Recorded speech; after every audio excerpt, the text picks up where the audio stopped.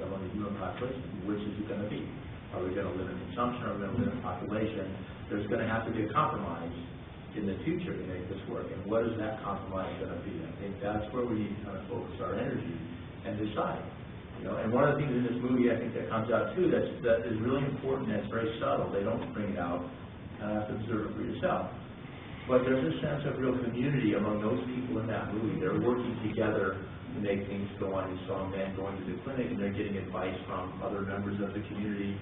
There is a real sense of community among those people that they're doing something together. They're working together with each other to make a better life for every one of them. And I think, it's time maybe to turn the mirror back on us and say, okay, where's our sense of community? And, in Fayetteville, we have a pretty good sense of community, but not entirely so. It's not totally cooperative here. We still have lots of people who want to do their own thing and leave me alone and don't tell me what to do. I can drive my car as fast as I want. I can have as much food as I want. I can throw away everything I want. We've got that going on. And I think we need to look at these kinds of examples. Like, why do those people get along so much better than we do? What's the mindset that's required to get that level of cooperation and to really create this community where you feel like you belong? I think that's what we've lost in the developed world, especially in this country, a lot. We've just lost that sense that we do belong in this space with each other, and we actually do interact with each other every day, whether you admit it or not. And our interactions have to become a little more accommodating in many, many ways. I'm so glad that you brought that up as well. Indeed, we have actually, our current fertility rate is just below replacement at 1.9, as is in England. It's at 2.0, 2.1 in France. And then in other countries, it's much higher. However, we're driving SUVs and they're riding rickshaws. So just to throw a number out there, we actually, in 26 hours, we consume the same amount of energy that a person in Tanzania does in 1 year. I'll let that sit with you for a minute. It takes us a day to consume the amount of energy that a person in Tanzania does in 1 year. So absolutely, it's about the balance between the population and the amount of consumption, and being very cognitive of what we are consuming and how we're consuming and how quickly we're consuming. And going back to community, there's also a really big shift now in a lot of those countries to Buddhism is called engaging men and boys, and bringing men and boys into the conversation, where there are a lot of factors determining what would influence a woman to have the number of children that she does, whether or not it's her education. There's a direct correlation between education and the number of children a woman will have. But education, her family pressure, the pressure to have a son, the ability to plan and space her children, and the influence of a mother-in-law or a husband. And there's now a really big shift to engage men and boys and to make sure that they are part of the conversation, but not just part of the conversation, really understanding that they're part of the decision. And now you see a lot more boys and men accompanying their partners to clinics to get family planning, and for both of them together to get it, so that they can both learn and understand and be better prepared if they do choose to have a child. Well, I completely agree with both of you, especially because you both brought up the point of compromise, and this is a very controversial issue. I mean, because it does, as I alluded to earlier, and I think you guys are getting at that now, it gets at this issue of, well, if you say that you are concerned about overpopulation and you're from a Western, predominantly white nation or culture, I mean, when I've expressed concern personally about overpopulation in the past, I've been called a Malthusiast, a racist, a classist, a nationalist, all kinds of ugly names, and I'm like, I'm just concerned that we all have a mouth and that we're not killing off animals. But I mean, it gets pretty tricky. I mean, I think that's why we need to be looking at, really finding the balance, and I think the biggest component of that is probably going to be changes in Western cultural lifestyle because of this, the data and stats that you just threw out. But I don't think it's an either-or situation. It's kind of like there's this debate going on right now about if you're concerned about developing a resilience plan or resilience in community, then you've given up on sustainability and mitigation. And I feel the same way about that. We've gotten ourselves to a point where we need to be concerned about all these things, and we need to be working in these different areas. And they're not mutually exclusive. Certainly, is it fair that our carbon footprint in the northern hemisphere is so much higher and greater than it is for people generally in the southern hemisphere? And that's an overgeneralization, but it's not fair. How is that fair? But it's like it's going to take social solutions. One of the things that we've been talking about in one of Dr. Boss's class is that these are not situations that we can get at from a technological perspective. We may have some technology that helps us out, but it's predominantly a cultural and social situation that we have to work on collectively and do that in community. So it's heartening to hear that those kinds of programs are building and growing, and that that there is an effort to start working forward with them. We've known for a long time, the data has shown that when women have access to education, when they have their dignity and self-esteem enhanced, and they have access to safe and affordable family planning options, then birth rates tend to go down. So it's something that we can work on. It's not just going to solve an overpopulation issue or start to work on that. It's also enhancing quality of life for the women and the families and the children that they do have.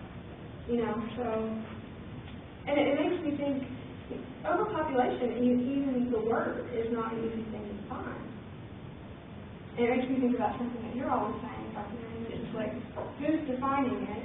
And you can say this better than me, but what benefit are they getting in the way that they're defining it? These are all things that we need to talk about. And it's not an easy, it's not an easy issue, or we wouldn't get to talk about it. Joanna is referencing the fact that I torture my students by saying often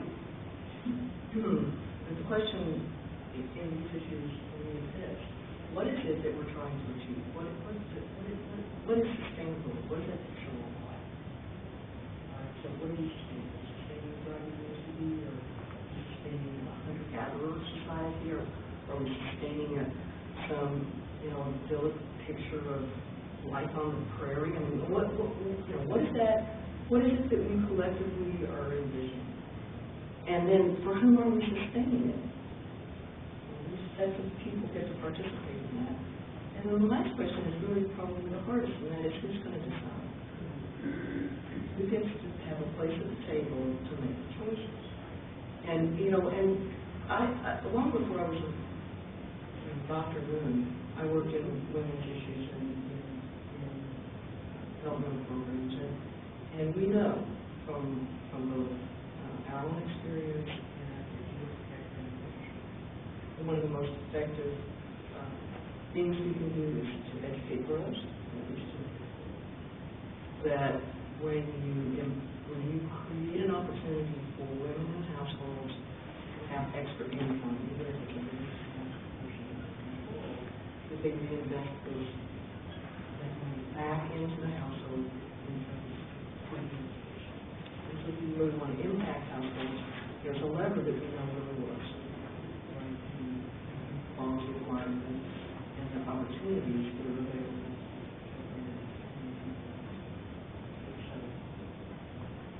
I keep going.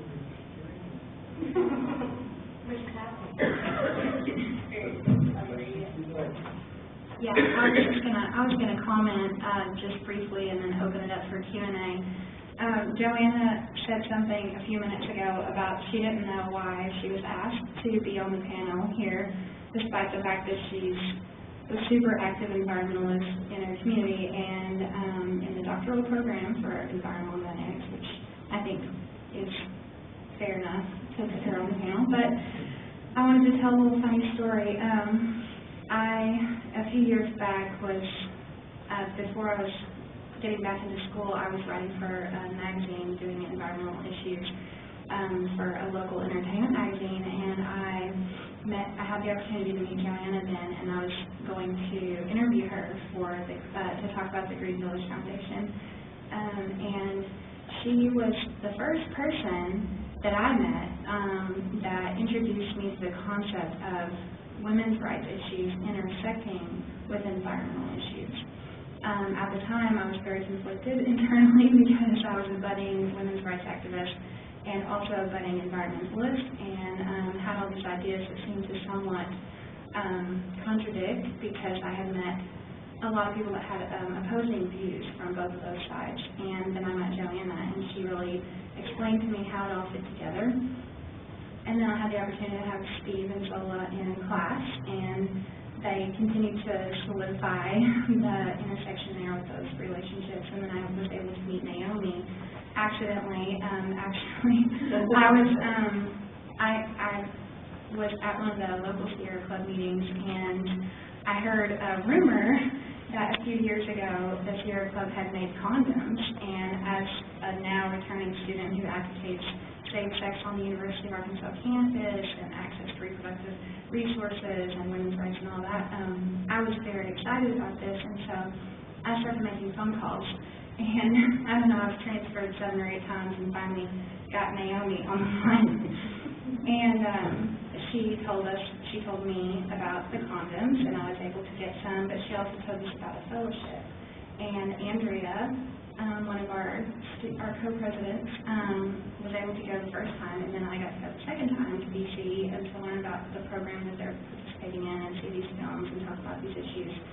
And that was just so comforting to me that there was a space for me, and I feel like that as a founder of the Students for Gender Equality, when I started the group, I had no idea that included everyone.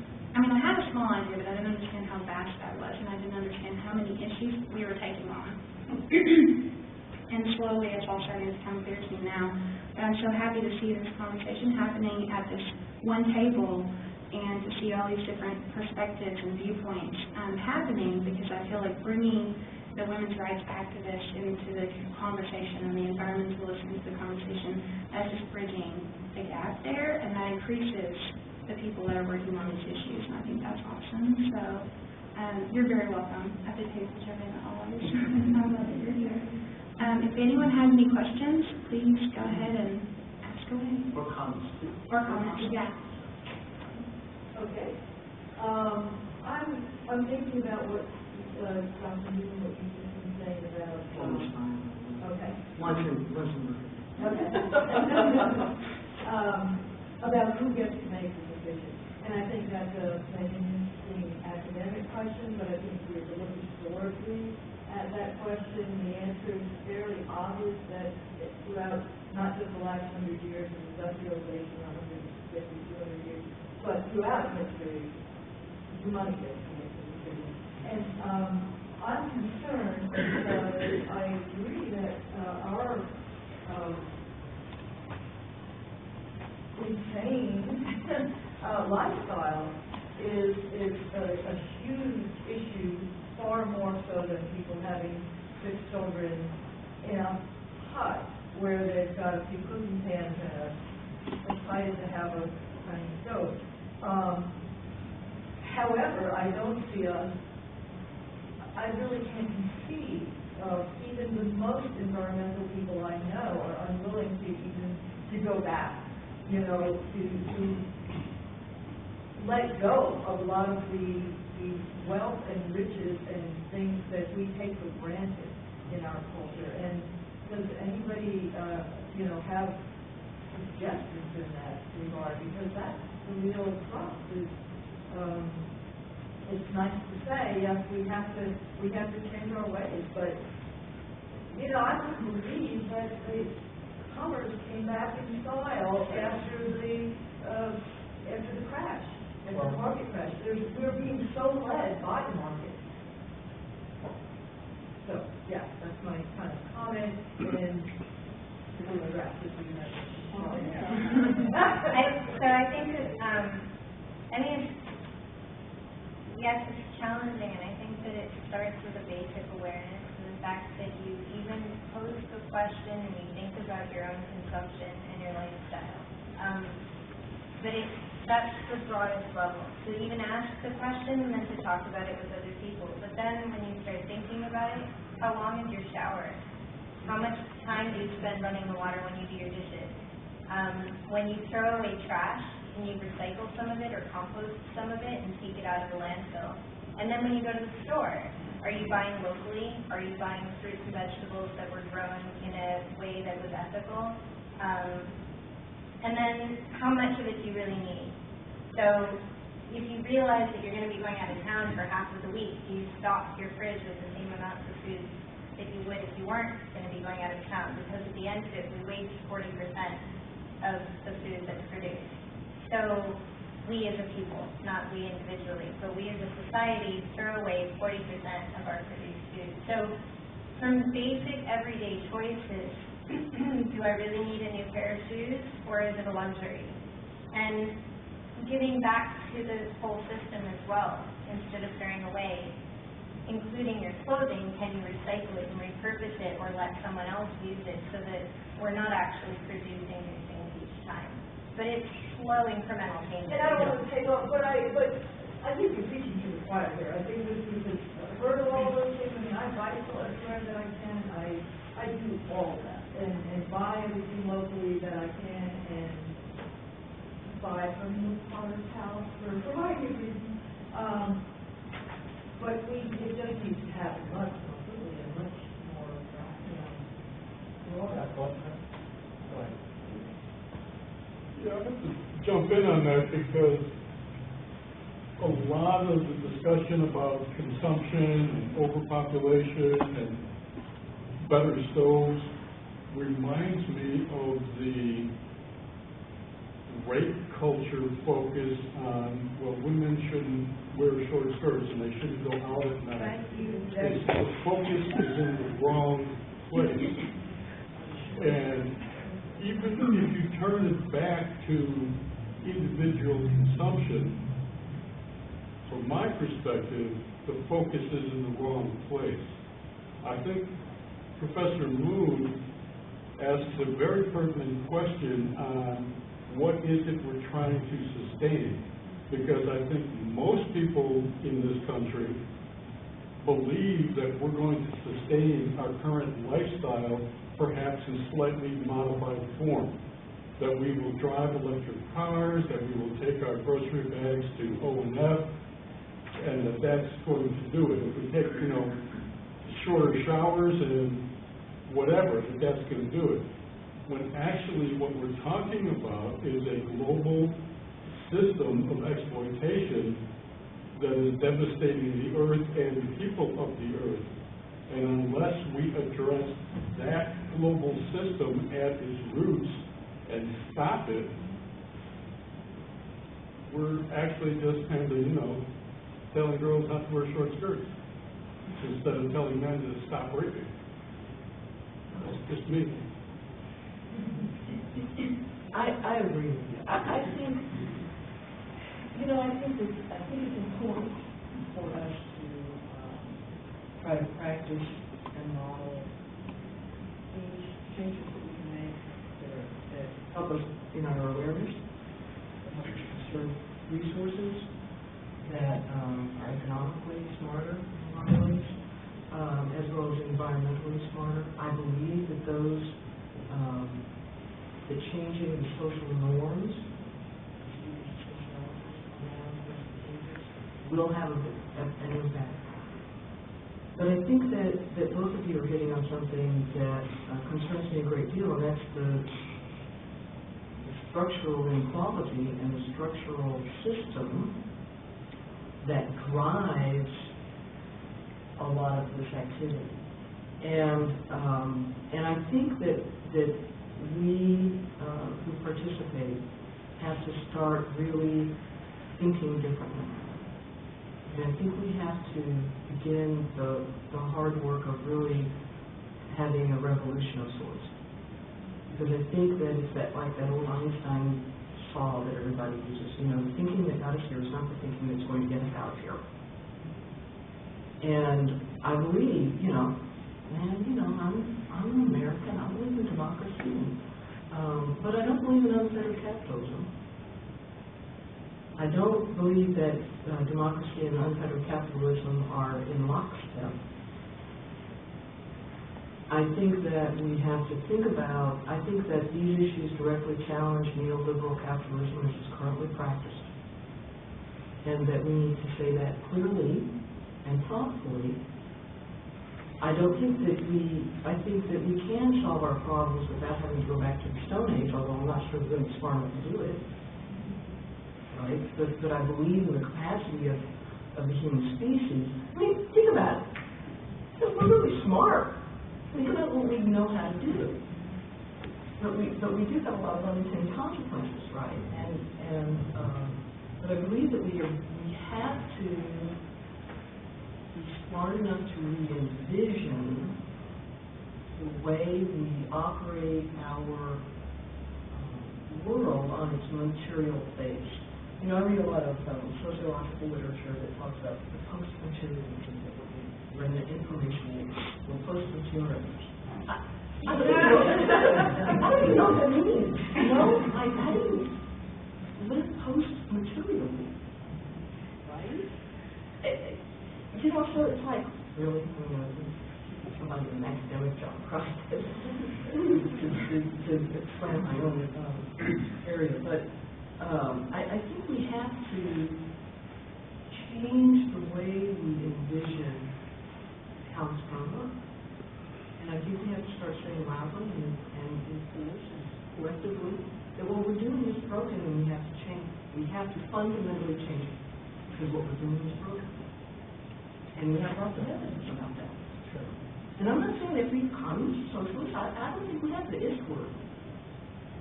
But I don't know that there is the is word yet. But I think we have to acknowledge that what we're doing is broken. Yeah, I don't know. Clear up a few things. Yeah, that was some good talking. I think that's right, and there's a lot at work here at play, and I appreciate your comments about sort of this global system.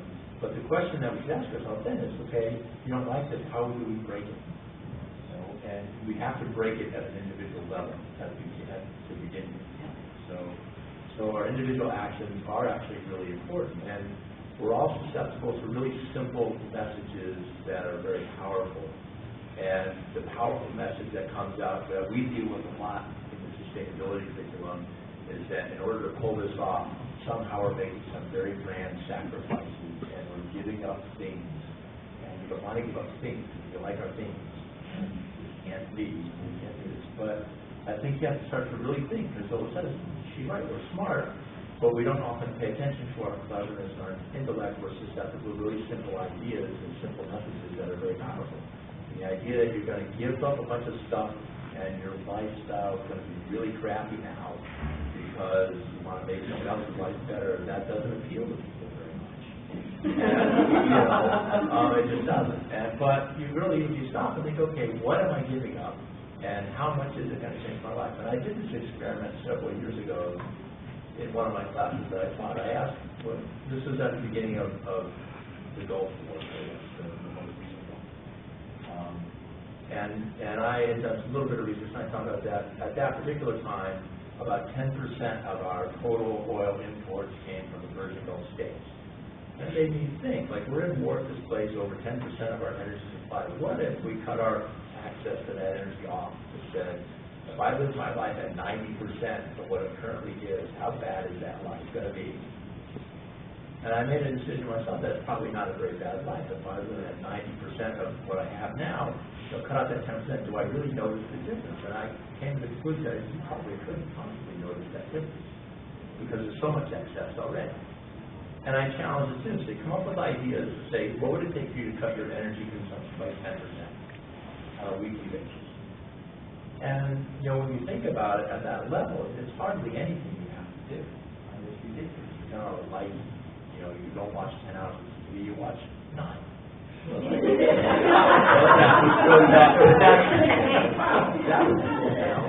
And so those kinds of steps, it's like, that's not such a bad life after all. But we don't couch the problem in that way, that, yeah, you're going to give up some things, but the things you're giving up probably, one, you don't miss them anyway, you don't need them, and quite honestly, what do you replace it with? You replace it with something that might be better. Like instead of riding your car, you ride your bike. And I got out and rode the bike in town, and I saw neighbors on the street, and I stopped to talk, and it's actually a pretty nice town to live in if you go slow through it, instead of driving through it 45 miles per hour. You know, you learn a lot of things, and you kind of develop the sense that, well, this isn't such a bad life after all.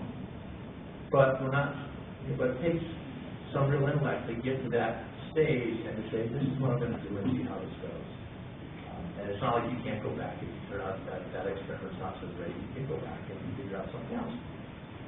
But it's really serious issue, I think, and it's a strong cultural thing. It's a big societal momentum to kind of continue because we're sold on this idea that we have an economic system that depends entirely on increasing exploitation of a finite resource. And we all know that that's a losing proposition. I would like everybody to stay home on Thanksgiving. And Friday. Do not go on Friday. Just don't go. Now, there's going to be a pattern. You know, if that happens, what would happen? You know, what would occur? Well, the stock market might crash. Right? Because everybody would, who's working so hard to get those numbers to go up, would be upset. But, I don't really think our world would come to an end. And we might discover that we have people for a nice time. Can I try to answer this conversation? Sure. Jump in here. I really do. I've been personally thinking about this a lot. The question between personal action and large scale collective action. I feel like that's kind of constant sort of question within environmental sustainability movements and considerations and those things.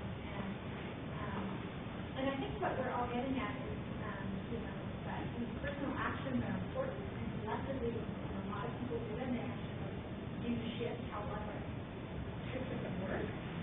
But I think that the key sort of connection between all the things we're talking about is justice. And so I think when you start thinking from more of a justice standpoint, then you start getting into, well, if I cut my shower down by 2 minutes, that's not really anything compared to all the down water like fracking.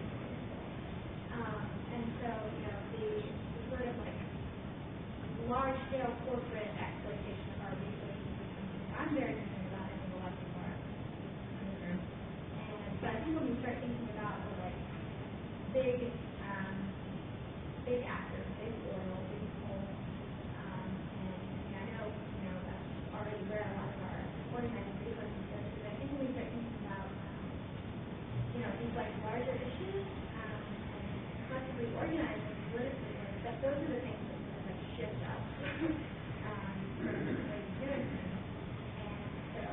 And that's, I think, really tying back to global health. And so if we start thinking about justice, we think about 222 million women who want access to family planning. We could go to Walgreens